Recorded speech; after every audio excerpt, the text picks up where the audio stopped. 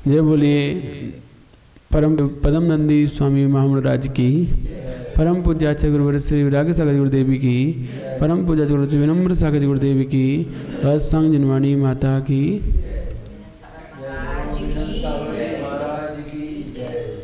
इसमें सप्त व्यसनों का विषय चल रहा है और सप्त व्यसन के विषय में हमने कल जुआ खेलना और मांस खाने के बारे में समझ लिया था कि इनको करने से कितनी हानि है। इस लोक में भी निंदा होती है और इसके पश्चात परलोक में भी, जहाँ भी हम जाते हैं वहाँ भी निंदनीय कुल दरिद्री में हमारा जन्म होता है, दुर्गति होती है। तो इसीलिए हमें सदैव इन व्यसनों से दूर रहना चाहिए। आगे इसके मदरा नाम का जो व्यसन है उसके बारे में समझाते हैं। सकल पुरुष धर्म भ्रंश कार्यत्र जन्म जन्मन्यधिक मदिक मग्रे यत् परम दुख हेतु तदपि यदि नामध्यम त्यज्यते बुद्धि मद्भि स्वहित मिह किवन यत् कर्म धर्माय कार्यम। तो यह है मदिरा। इस जन्म में समस्त पीने वाले प्राणियों के धर्म को मूल से खोने वाली है, मूल से, जड़ से। जो लोग शराब पीते हैं, मदिरा पान करते हैं, उनका धर्म जड़ से नष्ट होता है तथा परलोक में अत्यंत तीव्र नाना प्रकार के दुखों को, नरकों के दुखों को देने वाली है। ऐसा होने पर भी यदि विद्वान शराब पीना ना छोड़े तो समझ लेना चाहिए कि उन मनुष्यों के द्वारा अपने हितकारी धर्म के लिए कोई भी उत्कृष्ट कार्य नहीं बन सकता, क्योंकि व्यसनी कुछ भी उत्तम कार्य नहीं कर सकते। जिनको इस मदिरा पीने का व्यसन हो जाता है वह कभी भी एक आसन भी नहीं कर सकता। उपवास तो छोड़ो, जिन लोगों को चाय पीने का व्यसन होता है ना, वो एक दिन उपवास करें तो उनका सिर दर्द होता है जिस दिन चाय ना पिए। ये व्यसन है जिसके बिना हमारा सिर दुखता है, जिसके बिना हम स्वस्थ नहीं रह पाते। उसकी आदत पड़ चुकी है, उसके हैबिचुअल हो चुके हैं, लत लग गई है उसकी, चाहे वो कुछ भी हो। तो ऐसे लोग कभी भी धर्म मार्ग पर आगे नहीं बढ़ पाते, कभी अपना हित नहीं कर पाते, कभी उत्तम कार्यों में संलग्न नहीं हो पाते हैं।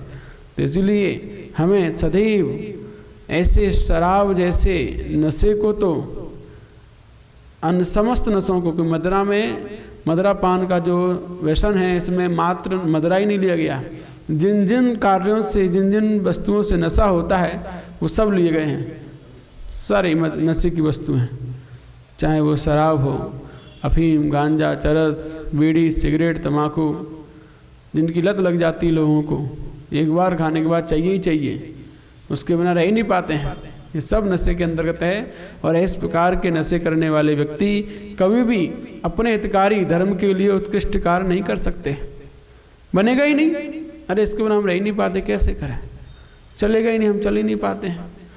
चाहिए चाहिए हमें तो, सुबह उठते चाहिए, भोजन के बाद चाहिए, 2 बार तो चाहिए चाहिए।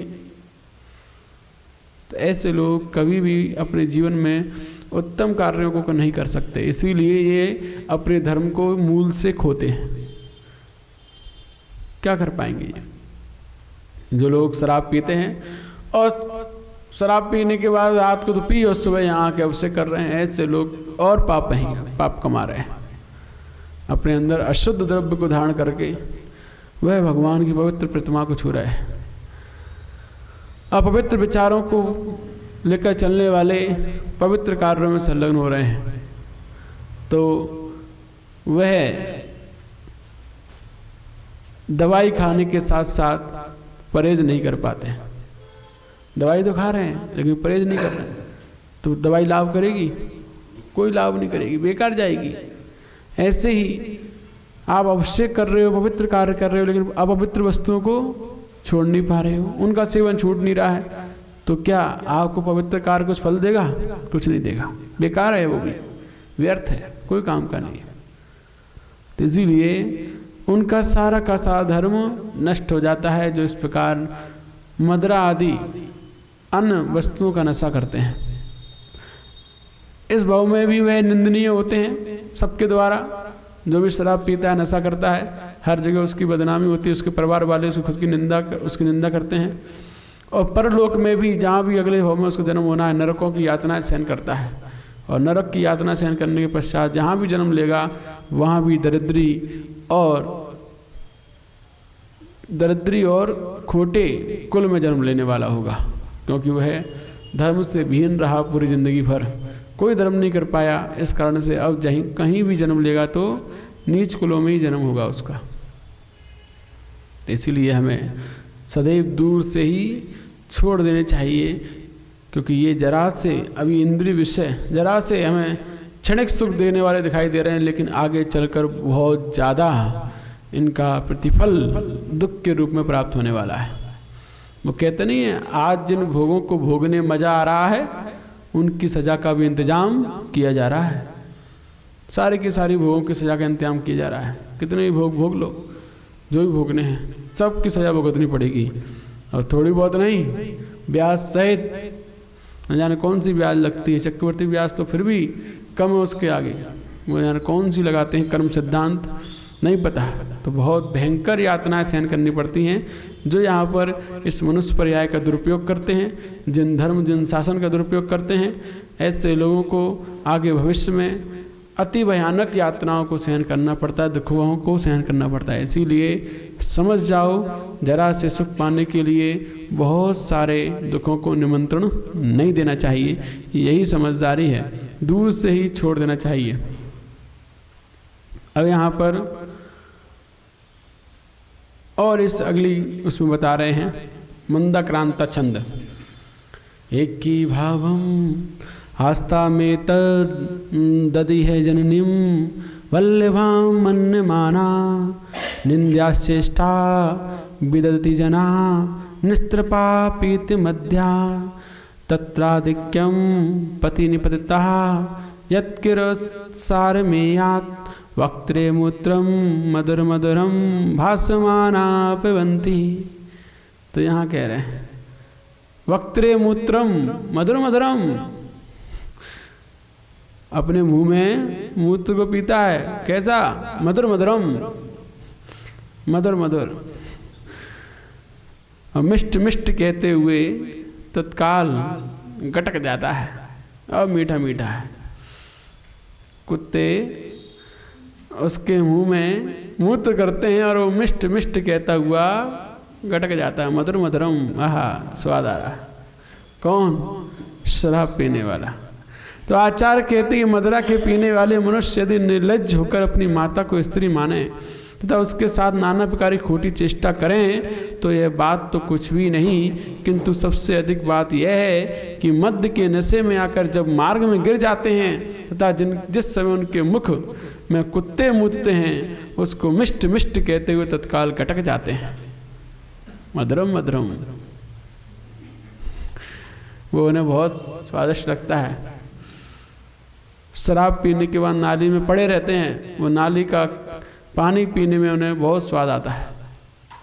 मधुरम मधुरम, ऐसी स्थितियां होती हैं शराब पीने वालों की, देखी हैं आंखों से।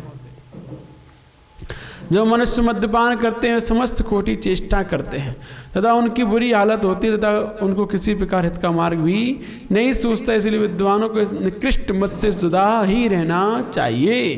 तो मदिरा पीने वाला मनुष्य निर्लज्ज होता है और निर्लज्ज होकर अपनी माँ को भी स्त्री के समान समझता हुआ खोटी चेष्टा करता है। अपनी बहनों को बेटियों को नहीं समझता कौन माता है, कौन बहन है, कौन बेटी है, कौन स्त्री है मेरी। सबके साथ वह दुर्व्यवहार करता है, गंदा व्यवहार करता है। तो इसमें कोई बड़ी बात नहीं है, कोई आश्चर्य नहीं है। अगर नशे में व्यक्ति भूल जाता है कौन क्या है, हर किसी के साथ खोटी चेष्टाएं करने पर तैयार हो जाता है, क्योंकि होश में ही नहीं होता है क्या कर रहा हूँ। तो कोई बड़ी बात नहीं है, लेकिन बड़ी बात तो वो है कि जब नशे में आकर मार्ग में गिर जाता है और कुत्ते उसके मुंह पर मूतते हैं और वो मधुरम मधुरम कहकर पी जाता है, गटक जाता है। ये सबसे निंदनीय स्थिति है उसकी, सबसे ज़्यादा। तो ये बात बता रहे हैं आचार्य भगवान की कैसी कैसी स्थितियां होती हैं शराब पीने वालों की। इसीलिए उनको कभी भी हित का मार्ग नहीं सूझता, सदैव उनकी बुरी हालत होती रहती है। इसलिए विद्वानों को इस निकृष्ट मद को दूर से ही छोड़ देना चाहिए, दूर से ही छोड़ देना चाहिए। छूना तक छूने नहीं चाहिए, पीने की बात तो दूर की है, छूना भी नहीं चाहिए। अब इसके आगे 2 श्लोकों से वैश्य सेवन का निषेध करते हैं। वैश्य व्यसन। या खादन्ति पलम पिबन्ति नसुराम जल्पन्ति मिथ्यावचा स्नीयन्ति द्रविणार्थमेव विदिदत् यर्थप्रतिष्ठाक्षतिं नीचानामपि दूरवक्रमनसा पापात्मिका कुर्वते लालापानमहर्निशं ननक नरकं वैश्या विहाया परम। जो सदा मांस खाती है तथा जो निरंतर मद्यपान करती है और जिनको झूठ बोलने में अंश मात्र भी संकोच नहीं होता, तो जिनका इसने विषयी मनुष्यों के साथ केवल धन के लिए है और जो द्रव्य तथा प्रतिष्ठा को मूल से उड़ाने वाली है, उखाड़ने वाली है, वैश्या के साथ संयोग करने से धन भी जाता है और प्रतिष्ठा भी, दोनों ही किनारा कर जाती हैं। तथा जिनके चित्त में सदा छल कपट दगाबाजी ही रहती है और जो अत्यंत पापनी हैं तथा जो धन के लोभ में अत्यंत नीच धीवर चांडाल आदि की लार का भी निरंतर पान करती हैं, ऐसी वेश्याओं से दूसरा नरक संसार है। ऐसी वेश्याओं से दूसरा नरक संसार में है। यह बात सर्वथा यहाँ लिखा है झूठ है, अर्थात वैश्या ही नरक है। वैश्या से संसार में नरक नहीं है, वैश्या ही नरक है। कैसी ऐसी वैश्याओं की स्थितियां होती हैं, कैसे कर्म का उदय है उनका कि अपना जीवन का यापन इस प्रकार की खोटे कर्म के साथ उन्हें करना पड़ता है और उसमें भी वो अत्यंत आसक्त होकर करती हैं। और वह सेवन करते हुए कितने सारे और विषयों में रमी रहती हैं, क्योंकि काम वासना आसक्ति उसी के अंदर भड़कती है, धड़कती है। जो व्यक्ति शराब पीता है, मांस खाता है, तो वो वैश्या मांस का सेवन भी करती है, शराब भी पीती हैं। झूठ बोलने में उन्हें कोई भी संकोच नहीं होता है, कभी भी झूठ बोलती हैं, गालियाँ देती हैं, कुछ भी, कोई उन्हें फर्क नहीं पड़ता है। और जिनका इसने केवल और केवल धन के लिए होता है और किसी से किसी नहीं होता है, धन कमाया और लात मार कर भगाया, उन्हें किसी से कोई मतलब नहीं होता है। वो सब की जो भी उनके पास जाता है और उसकी पोल पट्टी खुल जाए कि ये वहाँ जाता है तो उसकी इज्जत की धज्जियाँ उड़ जाती हैं, जो भी व्यक्ति जाता है वहाँ। तो इस प्रकार सबके धन को भी नाश करती हैं और प्रतिष्ठा इज्जत को भी नाश कर दिया करती हैं। और जिनके चित्त में सदा छल कपट दगाबाज बना ही रहता है, आज किसी के साथ कल किसी के साथ कल, हर समय जो एक दूसरे को छलती रहती हैं, जो अत्यंत पापनी हैं, पाप कार्यों में सदैव आसक्त रहती हैं, ऐसी जो धन के लोभ से अत्यंत नीच चांडाल धीवर, कोई मतलब नहीं होने तो बस धन आना चाहिए, सबसे सबकी लार का निरंतर पान करती रहती हैं, ऐसी निंदनीय वैश्याएं ही नरक रूप हैं। इनसे सदैव दूर रहना ही चाहिए। और बता रहे हैं उन वैश्याओं के बारे में, रजगशिला सदृशी भी कुक्कुर कर पर समान चरे ताभी गणिकाभिर यदि संघा कृतमी है परलोक वार्ता भी। जो वैश्या धोबी की कपड़े पछीटने की शिला के समान है, अर्थात जिस प्रकार शिला पर समस्त प्रकार के कपड़े लाकर वो पछीटता है, पछीटे जाते हैं, धोता है, उसी प्रकार इस वैश्या के साथ भी समस्त निकृष्ट से निकृष्ट जाति के मनुष्य आकर रमण करते हैं। इनके पास वही जाते हैं, रिक्शे वाले, ऑटो वाले, नीच से नीच मनुष्य वही जाते हैं।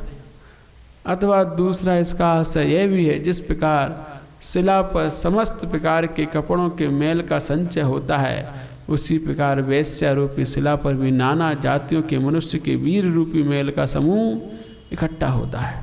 तथा जो वैश्या कुत्तों के लिए कपाल के समान है, अर्थात जिस प्रकार मरे हुए मनुष्य के कपाल पर लड़ते लड़ाते नाना प्रकार के कुत्ते इकट्ठे होते हैं ना, कोई मनुष्य मर जाए, उसका सिर का हड्डी पड़ी हो तो उसके लिए कुत्ते लड़ते हैं आपस में एक दूसरे से और इकट्ठे होते हैं, उसी प्रकार इस वैश्या पर भी नाना जाति के मनुष्य आकर टूटते हैं तथा नाना प्रकार के परस्पर में कलह करते हैं। इसलिए ऐसे निकृष्ट वैश्याओं के साथ यदि कोई पुरुष संबंध करे तो समझ लेना चाहिए उसका परलोक नष्ट हो चुका है। नियम से वह अब परलोक में दुर्गति नरक में ही जाने वाला है। जो मनुष्य वैश्याओं के साथ संबंध करते हैं उनका इस लोक में भी बदनामी है और परलोक तो उसका बिगड़ ही चुका है।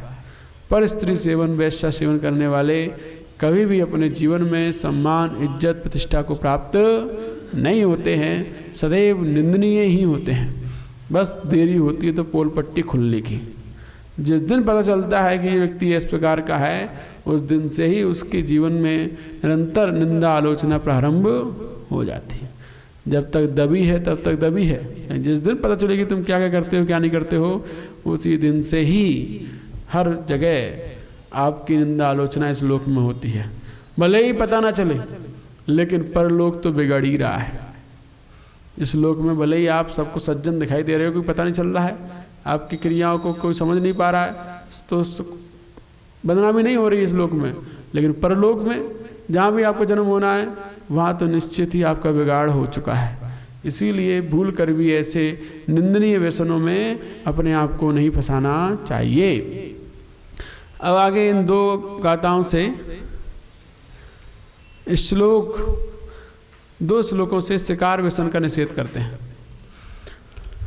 या दुर्देक वित्ता वनमदि वसति त्रात्र संबंधहीना भीतिर्यस्या स्वावाद दसन दत्तना नापराधम करोति बध्यायां बध्यालं सापि यस्मिन् ननु मृगवनितामास पिण्डस्य लोभात् आखेटे स्मरन् स्मिन् रतानामि किमुना किम यत्र नो यत् विरूपम। इस प्रकार बेचारी मृगी के सिवाय देह के दूसरा कोई धन नहीं है। उस मृगी के हिरणी के शरीर के सिवाय कोई दूसरा धन नहीं है तथा जो सदा वन में ही भ्रमण करती रहती है और जिसको कोई भी रक्षा करने वाला नहीं है तथा जिसको स्वभाव से ही भय लगता है तथा जो केवल तृण को ही खाने वाली है, घास ही खाती है और किसी का जो लेस मात्र भी अपराध नहीं करती, ऐसी भी दीन मृगी को केवल मांस के टुकड़े के लोभी तथा शिकार के प्रेमी जो दुष्ट पुरुष बिना कारण मारते हैं, उनको इस लोक में तथा परलोक में नाना प्रकार के विरुद्ध कार्यों का सामना करना पड़ता है। अर्थात इस लोक में तो वे दुष्ट पुरुष रोग शोक आदि दुखों का अनुभव करते हैं और परलोक में भी नरकों में जाना पड़ता है। तो जो लोग ऐसे दीन निरपराध जीवों को मारते हैं, मूक जीवों को मारते हैं, वो लोग इस लोक में कोड़ी बनकर मरते हैं। कुष्ठ होता है उनके शरीर में, कोड़ होता है शरीर में, मरते समय हर जगह से मांस पीप खून निकलता है, फिर उनकी मृत्यु होती है। ऐसे सड़ सड़ के पूरा शरीर सड़ता है, तब वह अपनी मृत्यु को प्राप्त हो पाते हैं। कौन? जो लोग इस प्रकार निर्दयी होकर निरपराध और केवल दीनहीन मनुष्यों को निरंतर मार कर खाते हैं, उनका शिकार करते हैं, खेल खेल में भी ऐसे लोग सड़ सड़ कर मरते हैं, दुख रोग शोक के साथ मरते हैं और अगले भव में भी नरकों की यातनाओं को झेलते हैं। तो इसीलिए शिकार रूपी व्यसन खेल खेल में भी नहीं खेलना चाहिए। पहले के समय राजा महाराजा इस शिकार को खेलने के में शौक समझते थे अपना, लेकिन वो शौक भी दोष है। ये शिकार जो डॉक्टर लोग होते हैं ना, डॉक्टरों को गर्भपात नहीं करना चाहिए, नहीं करना चाहिए। भले ही पैसे कमाने का धंधा है, वो कुछ नहीं करना है। हाँ, गवर्नमेंट ने बैन नहीं लगाया, गवर्नमेंट ने जांच करने का बैन लगाया है। आप जांच नहीं कर सकते गवर्नमेंट वो लड़का है या लड़की है, जांच करने का बैन है, अबॉर्शन करने का बैन नहीं है। तो लेकिन डॉक्टर जो अहिंसक है, दयावान है, वो कभी भी ऐसे खोटे कार्य नहीं करेगा। वो कहेगा हमारे यहाँ नहीं होता है, कहीं और जाकर कराओ, हम नहीं करेंगे। हम पाप क्यों कमाए तुम्हारे लिए? तुम पाप करके आओ और पाप करके आकर तो पाप को हमारे मत्थे क्यों मर रहे हो, है ना? हम क्यों जरा से पैसे के लिए पंचेंद्र जीव की हिंसा का दोष कमाएं? तो वही डॉक्टर समझदार होता है जो धन के लोभ में नहीं आकर इन जीवों की रक्षा करता है। मतलब मारता नहीं, रक्षा नहीं कर पाता तो खुद भी नहीं मारता, क्योंकि वो जो तो करवाने आया है यहाँ नहीं कराएगा, कहीं और कराएगा, लेकिन वो अपने ऊपर इसका इल्ज़ाम, इसका पाप नहीं लेता है। वही समझदार है, अन्यथा हर जीव धन के लिए दूसरे जीवों को शिकार करने पर आतुर है। कोई तो कटे, कैसे भी कटे। आज वर्तमान में प्रत्येक डॉक्टर सब डिलीवरी करते हैं तो ऑपरेशन से, नॉर्मल तो करते ही नहीं है। पैसा कमाना है कैसे भी आए, नॉर्मल करेंगे तो पैसा कहाँ आएगा? ऑपरेशन से पैसा आएगा, बोतल चढ़ेंगी, इंजेक्शन लगेंगे, तमाम कमीशन बनेगा। तो डॉक्टरों का कोई धर्म नहीं रहा, ये निर्दयी हो चुके हैं। और निर्दयी व्यक्ति हमेशा दुर्गति को जाता है। जैसा पैसा आता है वैसा ही निकल जाता है। देखो उन डॉक्टरों की संतानों को, कोई लाट बह रही है, बोल नहीं पा रहा है, कोई चल ही नहीं पा रहा है, सोचने की शक्ति नहीं है। जो इस प्रकार से गलत तरीके से पैसे कमाते हैं, उनकी संतानों के इलाज में ही उनका पैसा निकल जाता है। तो देख लेना चाहिए उन लोगों को, जो लोगों के पास पैसा तो दिखाई दे रहा है, लेकिन देख लेना चाहिए कि किस प्रकार की उनकी स्थिति है, कैसी उनकी संतानें हैं। संतान बता देती है कि इसका पैसा ईमानदारी का है या बेईमानी का। ईमानदारी का पैसा होगा तो संतान निर्दोष होगी, बेईमानी का पैसा होगा तो कहीं ना कहीं उसी तरीके से पैसा निकलेगा, उसके इलाज में, चोरी में, वकीलों को, डॉक्टरों को, इसी में निकल जाएगा। तो इसीलिए हमेशा नीति ईमानदारी के साथ धन कमाना चाहिए, जिससे कि हमारे जीवन में इस प्रकार खोटे से खोटे कोई भी दुख ना आए। तो वो सड़ सड़ कर वही मरते हैं जो इस प्रकार इस शिकार के खेल में आसक्त होते हैं, मांस खाने में आसक्त होते हैं, दूसरे जीवों को मारते हैं। दीनहीन निरपराध जीवों को जो मारते हैं वो बाद में खुद सड़ सड़ कर मरते हुए नरकों की यातनाओं को सहन करते हैं। आगे